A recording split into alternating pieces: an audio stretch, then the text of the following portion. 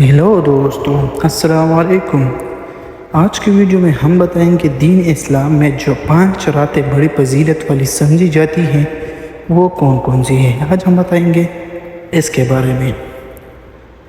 حدیث کے حوالے سے جن 5 راتوں کا ذکر کیا ہے وہ یہ ہے: نمبر 1 لیلۃ الترویح یعنی 8ویں ذی الحجہ کی رات۔ نمبر 2 لیلۃ العرفہ 9ویں ذی الحجہ کی رات۔ لیلۃ النحر 10ویں ذی الحجہ کی رات اور عید الفطر کی رات اور شب برات یعنی 15 شعبان کی رات۔ اور آگے امام شافعی رحمہ اللہ کے حوالے سے تحریر فرمایا ہے کہ 5 راتیں دعا کی قبولیت کی ہیں: جمعہ کی رات، عیدین کی راتیں، اور رجب کی رات اور نصف شعبان کی رات۔ اور وہ نے جن راتوں میں جاگ کر عبادت کرنے کو مستحب و افضل قرار دیا ہے ان میں عیدین کی راتیں اور رمضان کی راتیں کی آخر 10 راتیں اور ذی الحجہ کی شروع کی 10 راتیں داخل ہیں۔